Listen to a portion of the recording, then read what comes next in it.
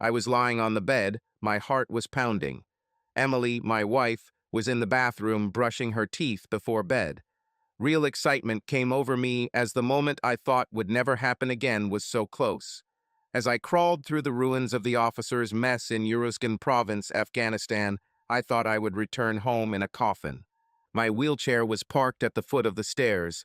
The plan was to climb 2 floors with Emily's help, but this had to be scrapped as in my weakened state, I could only climb 3 steps.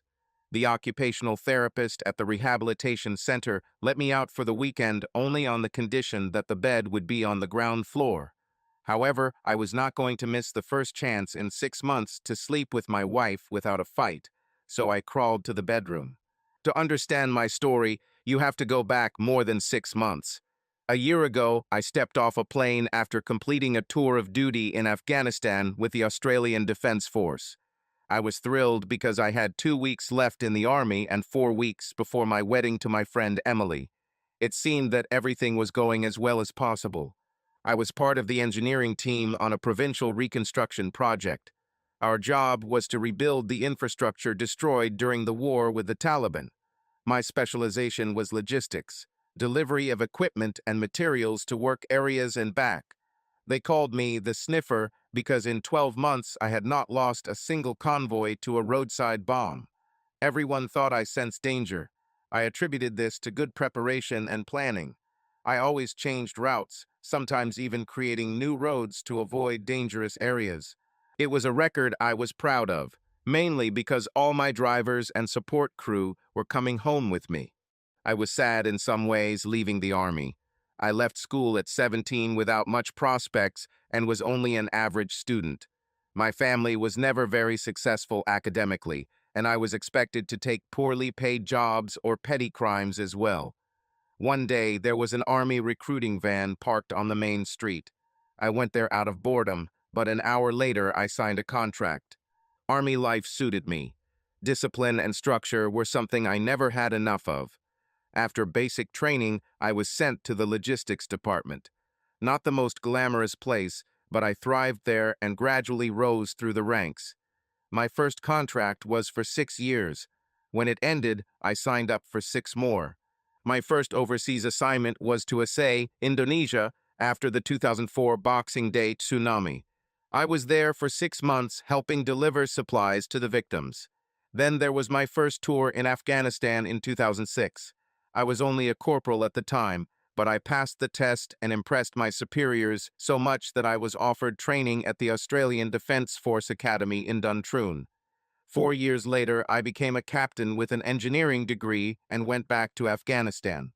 While studying at Duntroon, I met Emily, a gorgeous brunette nurse 3 years my junior at the Royal Canberra Hospital. She was wary of army recruits who regularly got into trouble at local nightclubs. However, I persistently courted her, and by the time I graduated and was sent to Afghanistan again, we were already a couple. That tour of duty was tough for both of us, but we got through it thanks to a lot of Skype conversations. I spent 9 months training new recruits at the academy and then went back to Afghanistan.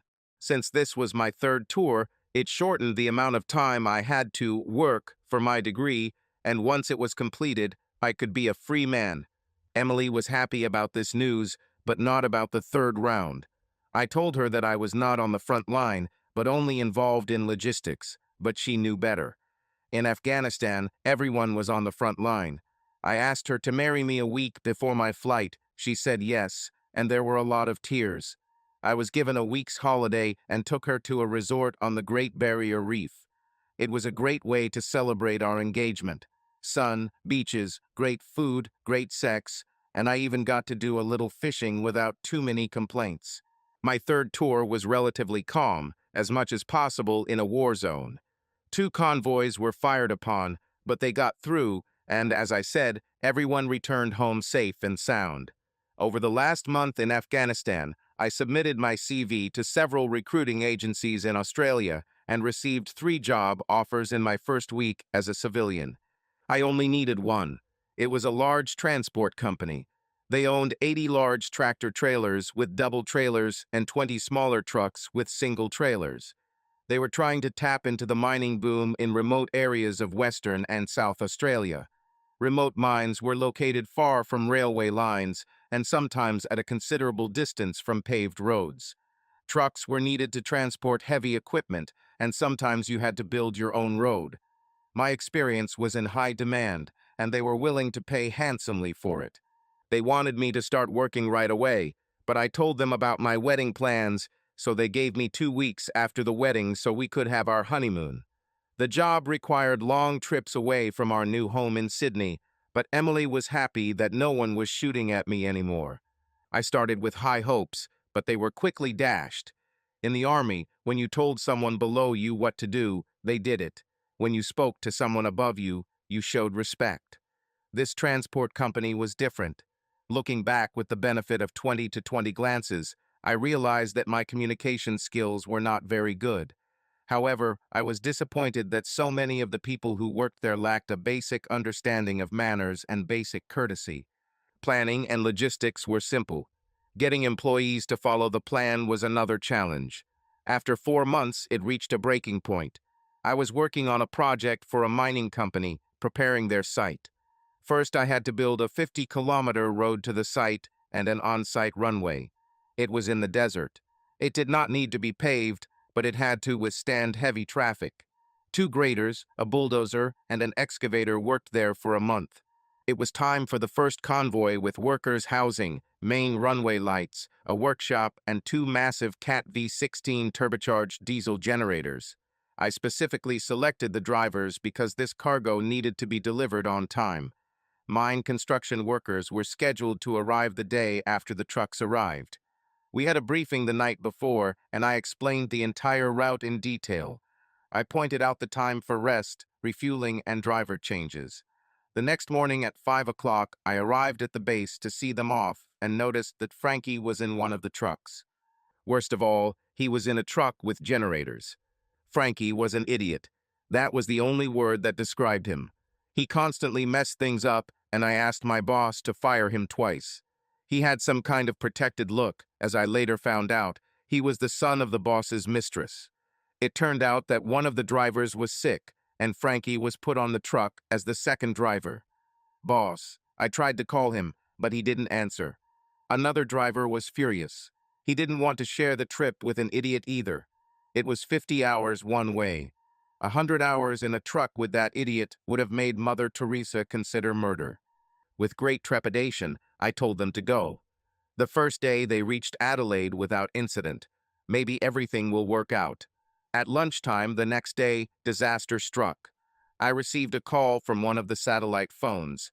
They were 6 hours north of Adelaide, in the middle of nowhere. Frankie was driving and felt the need to relieve himself, so he pulled off the road. As unpleasant as it may sound, most drivers carried a bottle with them, and if they needed to urinate away from their designated stop, they would urinate in the bottle and then dispose of it later. Never drink from a bottle left on the side of the road. Frankie should have known better, but like most young guys, he thought he knew everything. The truck got stuck in loose sand.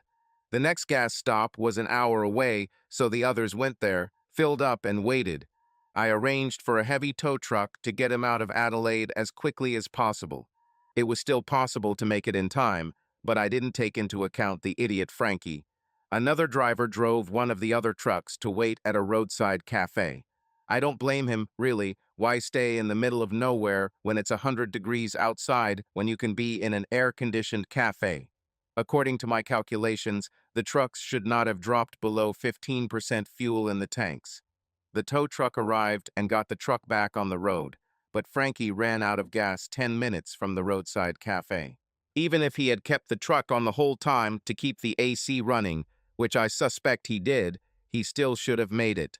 The cafe owner brought some fuel and started Frankie up again. When he finally got to the cafe to fill up, we were 7 hours behind and there was no more time for delays. Once again, the guys let me down. I asked them to make sure Frankie left with them, but they were happy to leave, so they went while he was still filling up.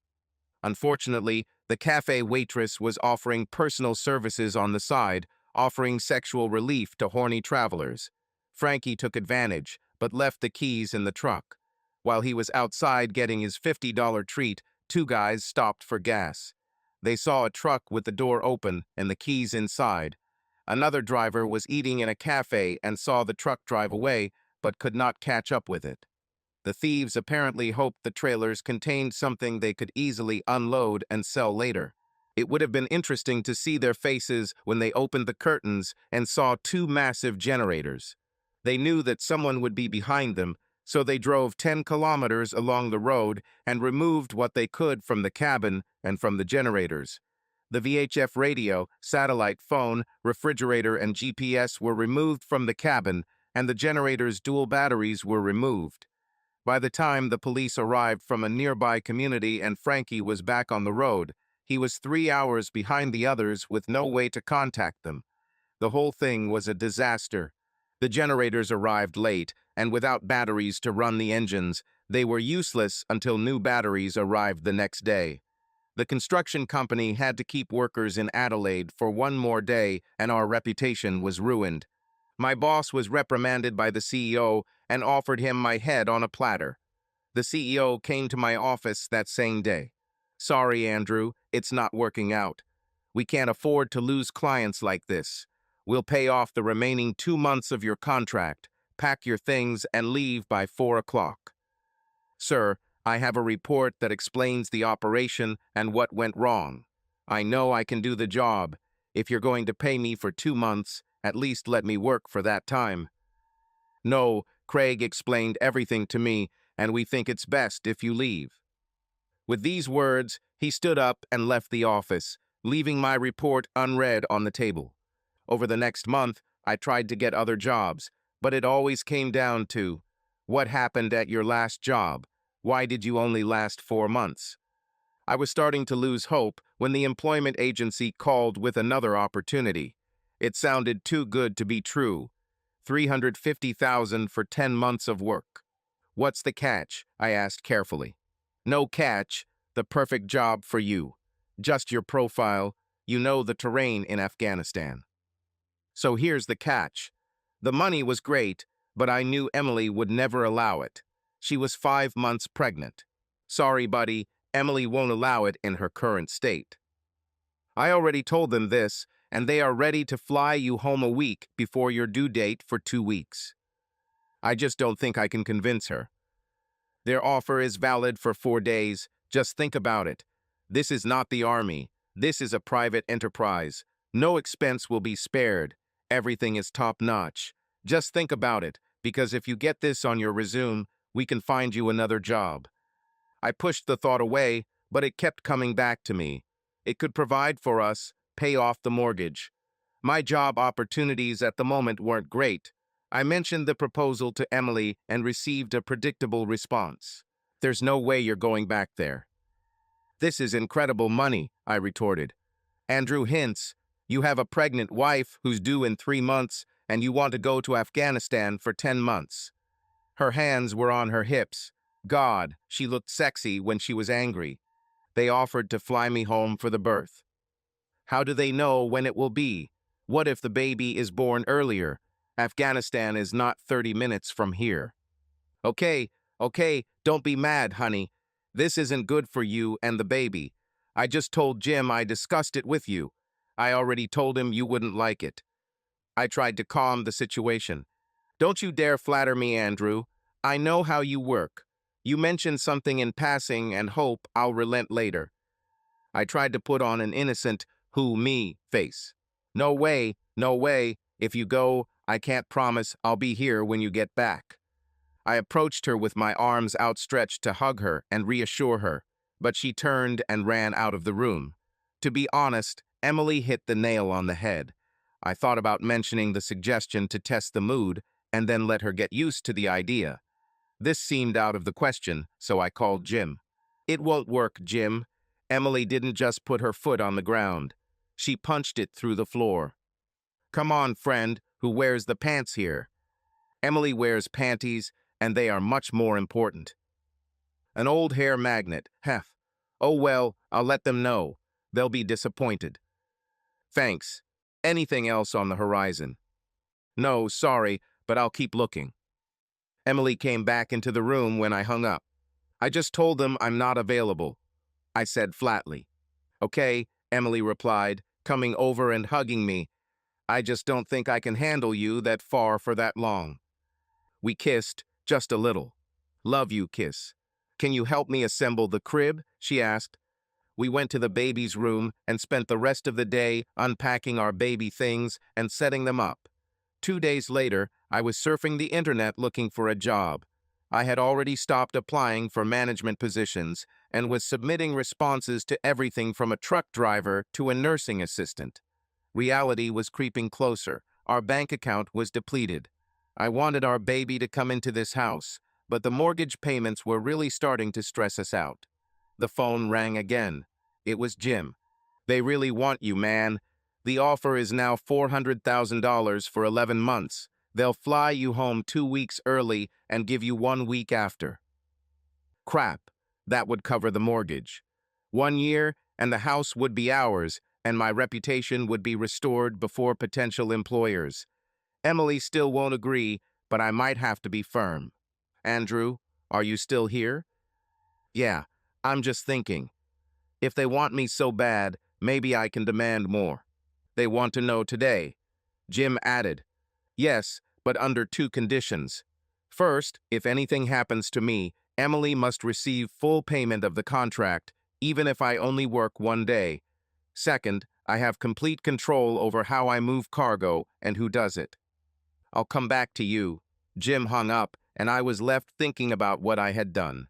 The phone remained silent for the next hour, and I thought they must have rejected my demands.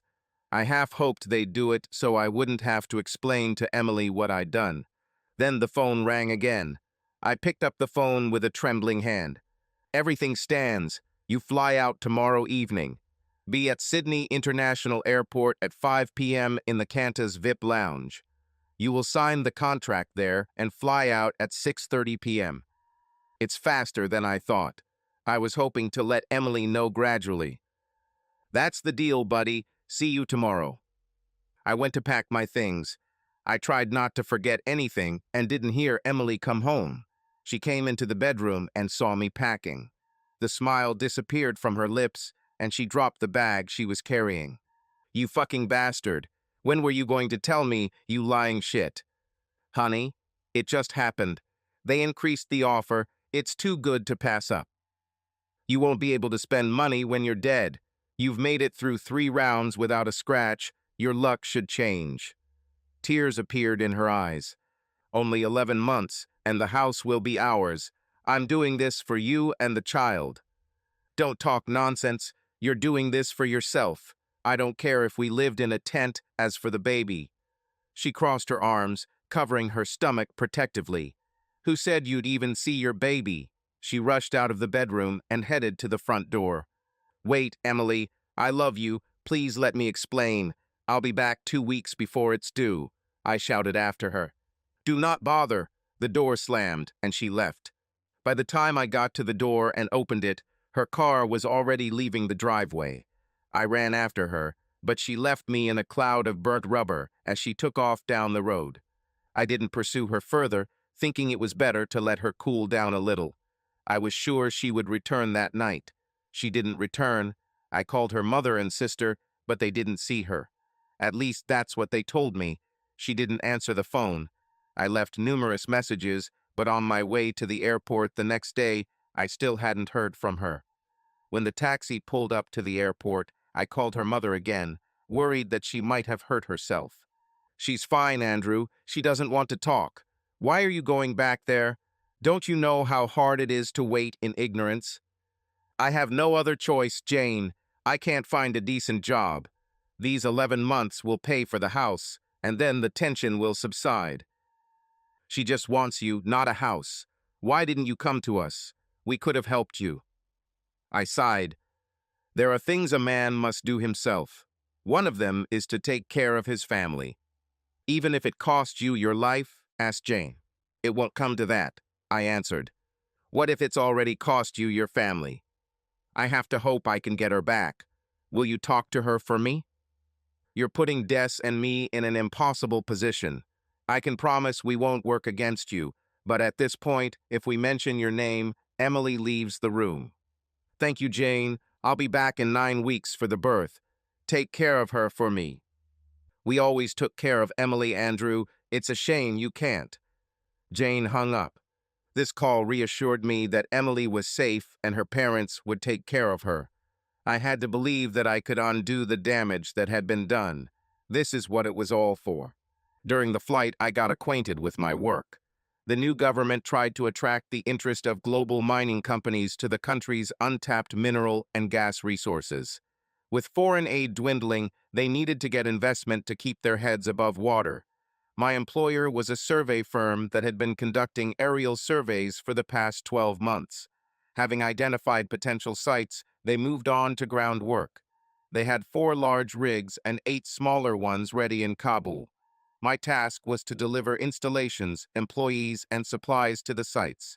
I also had to transport core samples to Kabul and back to Australia for analysis. There was also a lot of security to protect everyone.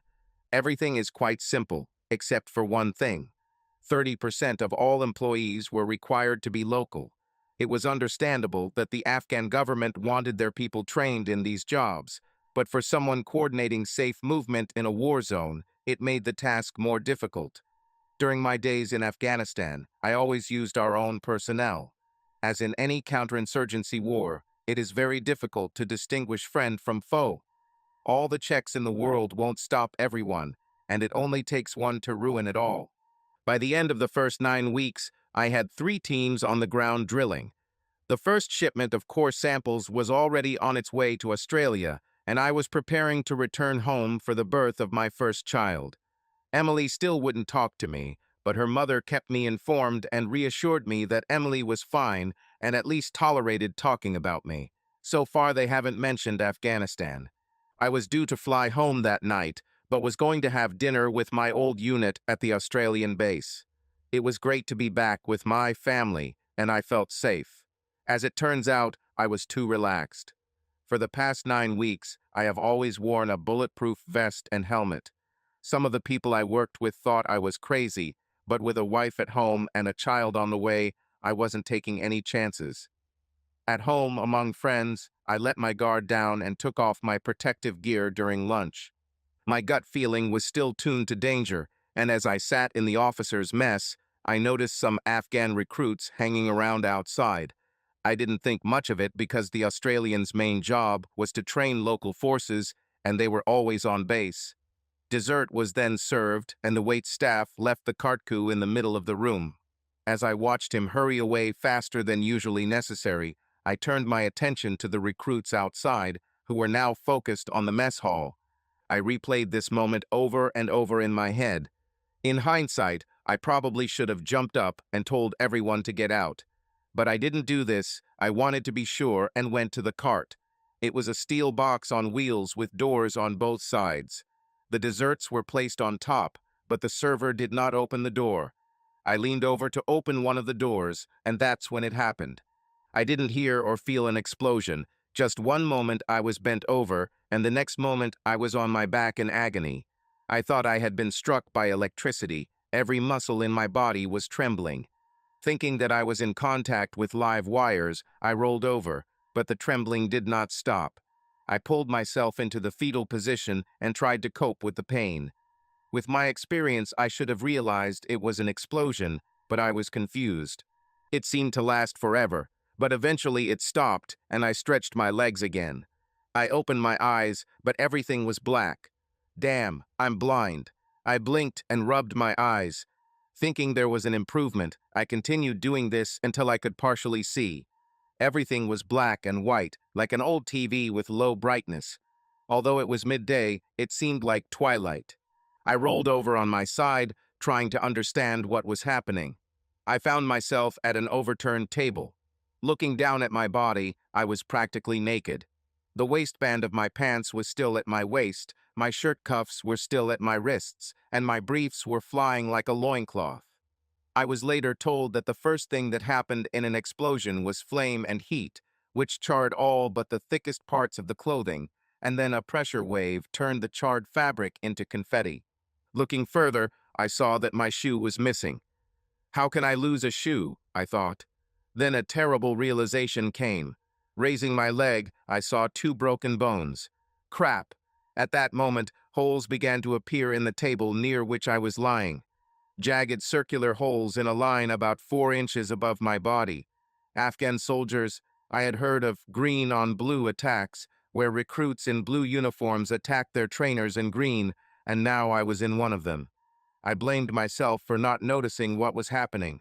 The areas where the Afghan soldiers were standing were ideal for creating a deadly crossfire in the mess hall. I wondered why everything didn't explode. In fact, everything exploded. I just didn't hear it because both eardrums were damaged by the explosion. All I could do was stay as flat as possible and hope that none of the stray bullets made things worse. I didn't have to wait long for stray bullets to make things worse. The explosion caused a fire, and now I needed to move as he was approaching my position. The bullets flying around had slowed down as the Australian soldiers were no doubt returning fire, but they were still hitting things around me. I got out. Dragging myself through the ruins, I tried to stay as low and behind cover as possible. Without my leg, it was slow, but not painful, which surprised me. Probably adrenaline. What I didn't know was that the explosion, in addition to tearing off my clothes, burned my skin, and as I crawled along the ground, I took pieces off of it. Later, some time later, I don't know how soon, a soldier appeared around the corner from the dining room. I propped myself up on my elbow and said, "I think I need a medic." He must have been new because after he saw me, he turned white and then vomited. He disappeared around the corner again and soon returned with a medic. The adrenaline began to subside and my entire body was sending me pain signals. Moreover, shock set in and I began to tremble violently. The medic sat down next to me and took out his small backpack. He began to pull out bandages and medicine, then looked at me again and stopped. "We'll get you out of here, friend." I think he said it. He then stood up and started talking on the radio.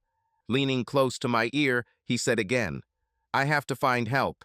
We need to evacuate you as soon as possible. I'll be back soon. Hang in there." Well, I couldn't go anywhere. They both disappeared again, and I was losing hope. The shaking continued, and I closed my eyes, hoping to pass out so I wouldn't feel the pain. Before that, I said goodbye to my wife and unborn child.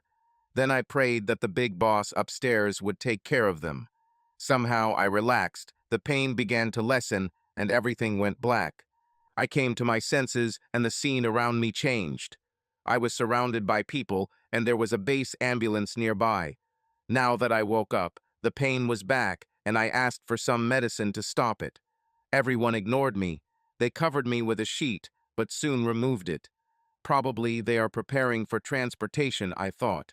I saw one man walking towards me with a large container of water, which he began to pour on me. "What the hell are you doing? Get me out of here. Don't pour water on me. I'm already cold." My cries were again ignored, and another container of water was poured on me. I didn't know I was burned, didn't know it was the only thing they could do until the rescue helicopter arrived with a doctor on board. I closed my eyes and lost consciousness again. I woke up in a hospital room. I was alone, lying on my back without a pillow. Looking to the side, my arms and hands were bandaged, as was my torso. My arms were tied to 2 tables that stood on either side of the bed, so that my arms were extended perpendicular to my body. Remembering part of what happened, I looked at the end of the bed and saw only one lump under the covers, so I didn't invent the loss of my leg. I had enrollment 4 attached to my arm. The tube in the nose, I later learned, was a feeding tube. The bag was hanging near the end of the bed with a yellowish liquid inside, so I assumed I had a catheter. People walked along the corridor, but showed no interest in me. Finally, a man in a hospital uniform entered the room. "Good morning, sunshine," he said in a cheerful voice. "How are you this morning?" Not sure. Where am I?" "In the hospital, mate, North Shore, Sydney to be exact. My name is Stephen, and I'll be looking after you until the shift at 4 today. I understand you're new to this ward. You came from intensive care last night, so I'll just briefly explain the situation to you. The lever on the counter next to your hand is attached to the call button. Just press it when you need help. Breakfast will be in 20 minutes. I'll come and feed you. How long have I been here? It's better to wait until the doctor comes and explains this. I understand that your wife will come around 8. She will be glad to see you conscious and so alert. He left before I could. He wanted to ask him more questions. I lay there and waited. The woman came in and left the breakfast tray on the table at the end of the bed. The nurse came back and fed me like a baby, but I couldn't get more information out of her. She turned on the small TV and left. I couldn't hear him very well, but I was busy with my thoughts about how I ended up here and how Emily would react. The doctor arrived first, introducing himself and chatting for a bit while he checked a few things, then pulled up a chair and sat down next to the bed. Andrew, what do you remember about what happened? I began to explain the incident from my point of view. He interrupted me several times to clarify the details, but mostly watched me over his glasses. So you don't remember what happened after the army base in Afghanistan? Not until I woke up this morning. As I understand it, you were evacuated by helicopter to the capital Kabul and stabilized before being sent to Europe. The Americans have a hospital in Germany specifically for war wounded. They put you in a medically induced coma. You stayed there for 3 days until they decided that you're stable enough to fly home. There were 2 other people injured in the same incident, and you were all flown here on a C-130 that was taken from the S-34th Aeromedical Evacuation Squadron. I've heard of these flying intensive care units, but never. I didn't see one until that day. It was fortunate because you had a meltdown 6 hours before Sydney. They kept you conscious. It's amazing what we can do in this day and age. The door to my room swung open and Stephen, the nurse, walked in. Excuse me, doctor, Andrew's wife is here. Can she come in? Of course, he said, getting up. I'll be back later after I've seen the other patients. He was already at the door when he stopped and returned. You have a great wife, son. You're lucky. My heart jumped. What was I going to say? How will Emily react? Emily walked into the room and gave me a tense smile as she approached the bed. She was as beautiful as ever, but I noticed wrinkles at the corners of her eyes that I had never seen before. Leaning over the bed, she kissed my cheek. Placing her hand on my bandaged one, she asked, "How are you this morning?" A little confused. You look great, I tried to flatter myself. Liar, I saw the wrinkles on my face. You are the cause of them, and you will pay for a surgeon to smooth them out. She answered with humor. Maybe I'm not in that much trouble. Now is the time to be humble. I'm sorry, Emily. I'm so sorry. I shouldn't have. Emily interrupted me, raising her hand to stop me from speaking. Don't bring it all up. Too much has happened to worry about what should have and could have been. We need to focus on the future, our future and our family's future. As she finished speaking, she looked down and placed her hand on her stomach. Crap, child, I suddenly remembered. But Emily didn't have a belly anymore. What happened? Child, I croaked, afraid of the answer. Her face brightened. He's outside. The nurses are playing with him in the nurses' room. Can I bring him? The psychiatrist wasn't sure you remembered and didn't want to stress you out. You better bring him here. Emily smiled widely and left the room, returning with a lump in her arms. Placing the child on the bed, she carefully turned him around. Andrew, meet Edward James Hinz. My son was fast asleep in his little red suit. He's a big boy, I said. Well, he's already 7 weeks old. Emily answered, beaming with pride for our boy. 7 weeks, I was stunned. She must have given birth while I was still in Afghanistan. Emily looked up and noticed my confusion. What did the doctor tell you? She asked. Just when I got back to Australia. Andrew, you were in a coma for 60 days. Oh, I didn't know what to say. It was bad, Andrew. They almost lost you several times. Burns and infections. We were all very worried. Emily had tears in her eyes. Burns, the bandages now made sense. Yes, 75% of the body. Some were deep, especially on the chest, leg, and arms.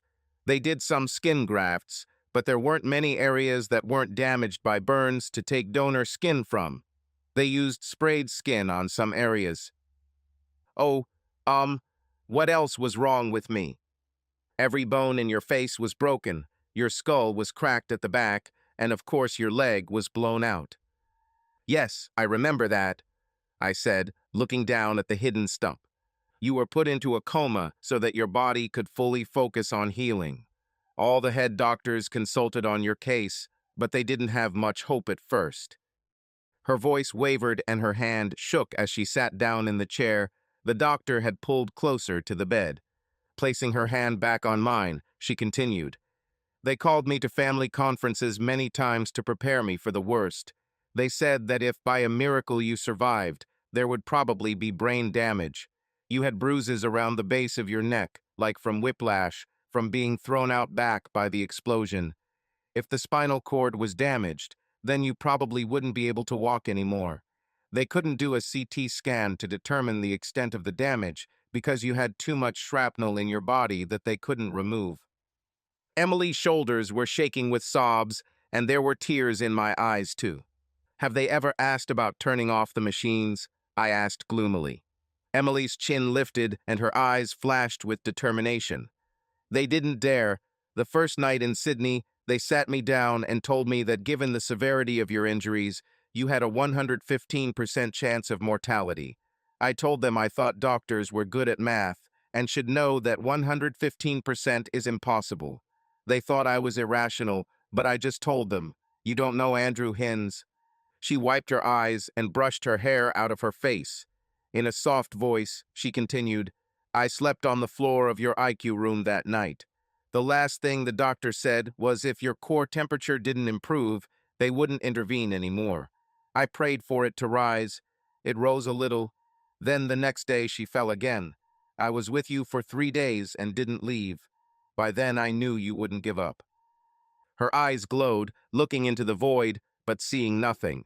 Her hand held my bandaged one tightly. She was in a trance. I felt guilty. Emily didn't give up on me, but I did, lying at the officer's mess in Afghanistan. Edward woke up, stretched, yawned, then started crying. I'll just go change his diaper, then I'll be back. She took it and leaned down to kiss my cheek again. I love you, I said, but it seemed pathetic compared to what Emily went through. You better love, she answered and left. The doctor is back. Give the intensive care doctors a good look, butches, ta, said the doctor with a smile, looking towards the door through which Emily left. She was on their heels every day, except for 2 days after the birth of your son. I wanted to know if your condition improved overnight and what to do next. Keep them on their feet. Yeah, I'm very lucky. I should probably buy a lottery ticket. I tried to joke. The doctor looked at me sternly. Don't. You've run out of luck, son. I read the report on the explosion. 3 other people in the cafeteria died that day, 1 3 days later. Mostly from shrapnel. You were so close that you were simply thrown back by the explosion, and you're not hit by the shrapnel. You still have a lot of metal inside, but they're not dangerous, so it's best not to touch them. My leg? Was it cut off by shrapnel? I asked. No, it's purely from the force of the explosion. Now what? You'll be here in the burn unit for quite a long time. Probably about 60 days, maybe more. We don't have a lot of intact skin for donor sites, so we'll have to wait until your own skin starts growing back. Maybe then you will go to rehabilitation for further recovery and to receive a prosthetic leg. General time until I return to work, I asked. Don't expect to be back before 18 to 24 months. He answered rather gloomily. Oh, I'll be back tomorrow and you'll probably have more questions. A word of advice, if you're thinking of asking something, ask your wife or nurse to write it down. You're on 20 milliliters of methadone twice a day, so it's going to be hard for you to concentrate. And you will sleep a lot. He waved his hand and left. I was left with my thoughts. How will I stay in the hospital for so long? How will my family survive? With these thoughts in my head, I closed my eyes and fell asleep. My wife woke me up when lunch arrived. I ate a little, but quickly felt full. After 6 days on a feeding tube, my stomach has shrunk. I also discovered that I had lost my taste and smell. It didn't help my appetite, although Emily said, wrinkling her nose at her plate, that it might have been a good thing. Over the next few days, I realized how helpless I was. It was like being a newborn. Someone had to feed me and wash those few parts of the body that were not bandaged. The biggest challenge for me was toilet work. I had a urinary tube, but when my bowels started working, it became even more humiliating. With my hands bandaged, I couldn't even hold a water bottle. When I was thirsty, I had to ask someone to bring me a drink. Any improvement was very slow, almost unnoticeable even to me. It was like marking time. I woke up, was fed, and fell asleep again. At 10 in the morning, the physiotherapists came, manipulated my limbs, and gave me little exercises to get me back to sleep. Then lunch, sleep again. I always looked forward to the afternoon because I could see my son. Emily was with me most of the time, but the nursery took care of Edward in the mornings. In between, they kept my spirits up. The uncertainty of my future still hung over me, but with them by my side, I was confident that I could cope. Except every third day after lunch. Every 3 days in the morning, the dressing was changed. It took 2 to 3 hours with 3 people involved. First, they removed the bandages. Apart from the groin, buttocks, and head, the rest of the body was covered with light compression bandages. Then the wound dressings were removed, and I lay naked on the table while they examined and discussed how the healing was progressing, or in some cases regression. The last humiliation is endless photographs, damn digital cameras.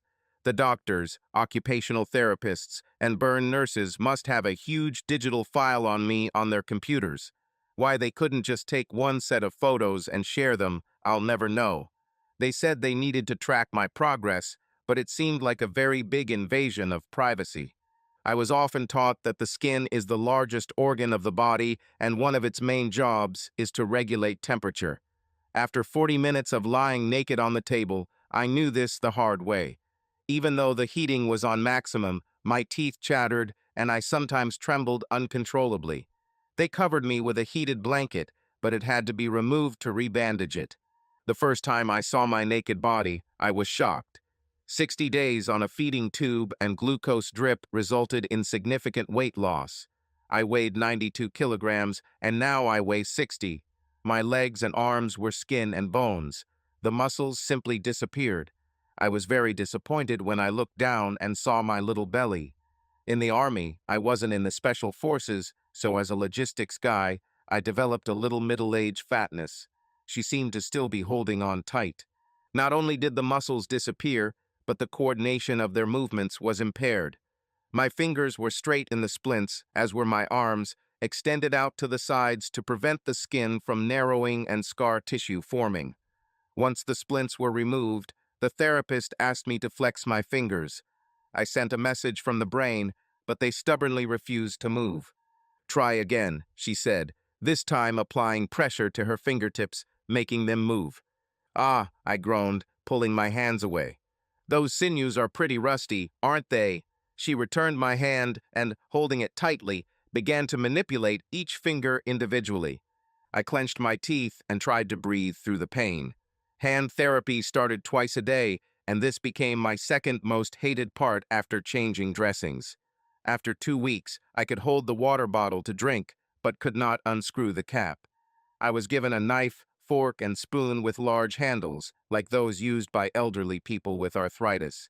Even then, the simple act of picking up food with a fork or scooping it with a spoon and delivering it to the mouth required practice and intense concentration. The slow progress was depressing me. When you can't do simple daily tasks and are bedridden, there's too much time to spend thinking about what you've lost. Emily fought to support me. I relied heavily on her endless reserves of strength. Of course, Edward always cheered me up, even when he cried. Friends and family visited, which was a double-edged sword. It was nice to see them, but I'm not sure they liked to see me. They were warned about my appearance, but seeing it in person was another matter. There was often a double sigh or a sharp sigh as they looked at my emaciated, bandaged body.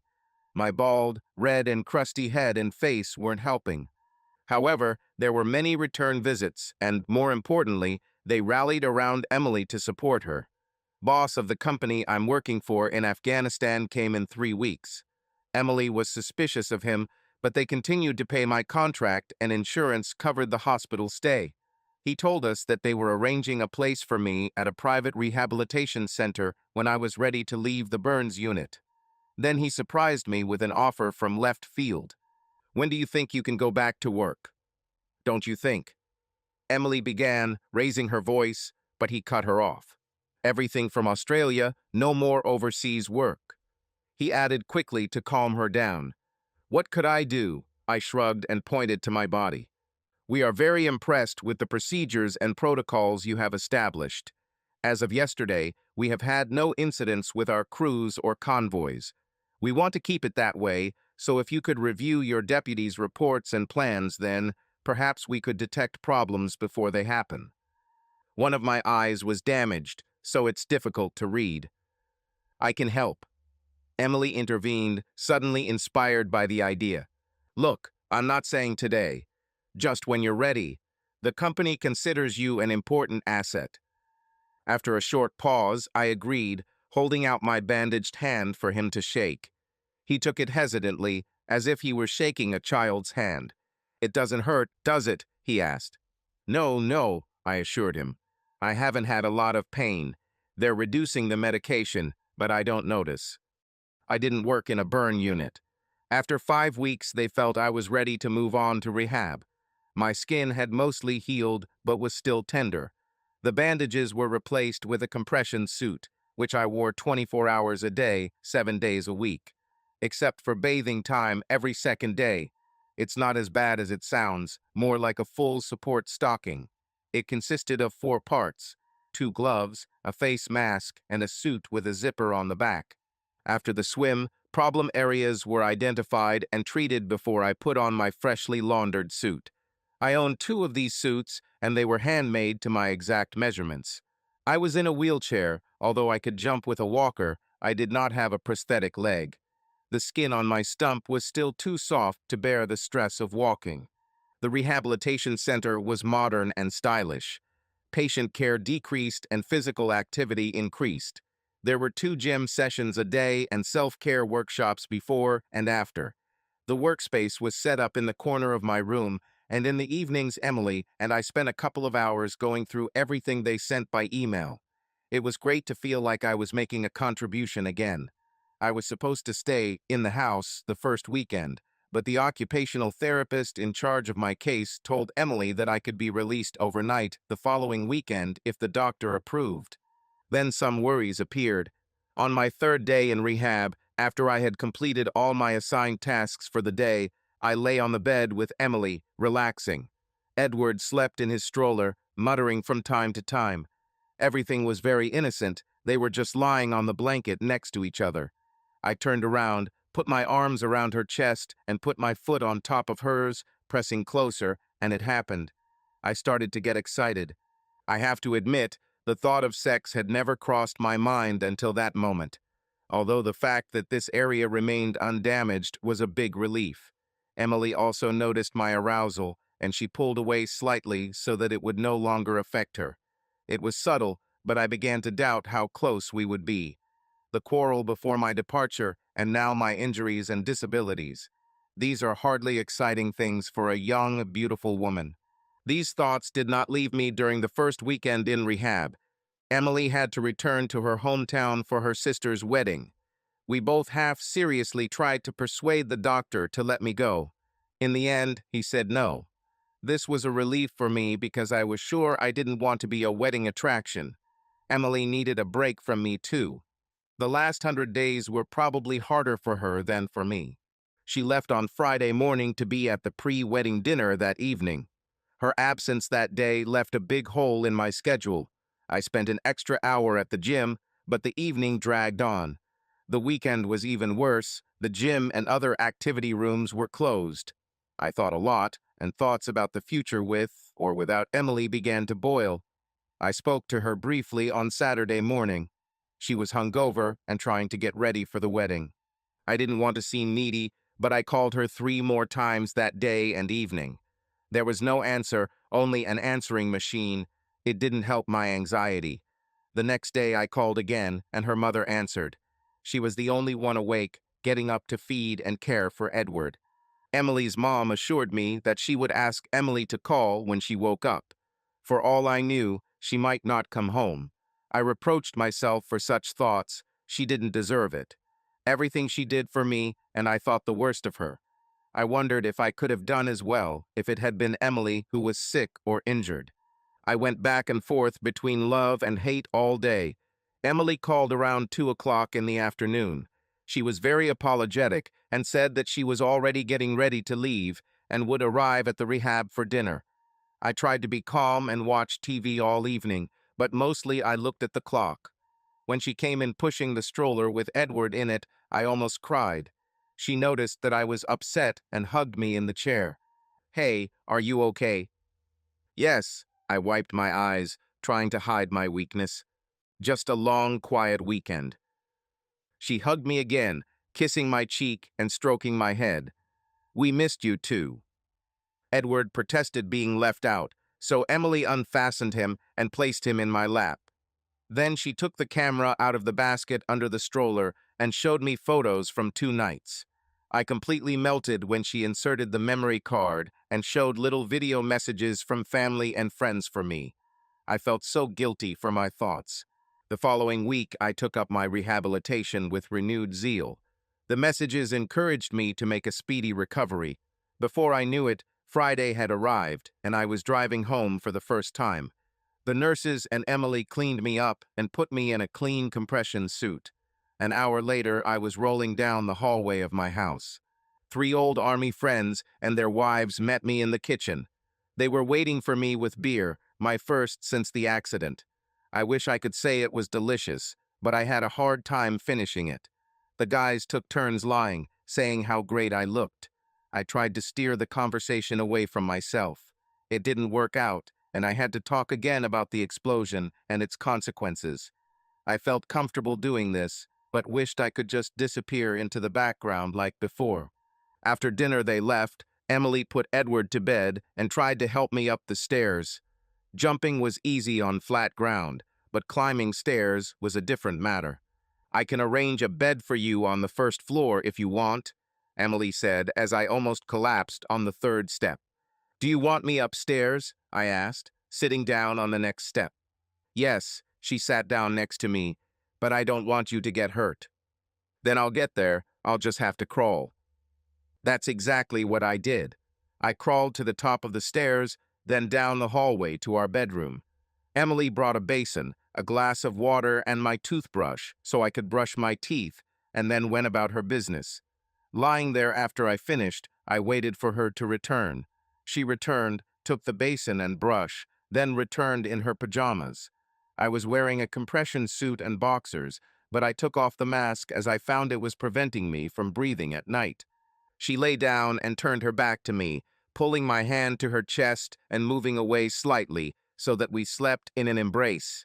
My heart became full and I kissed the back of her head. "I love you, thank you so much."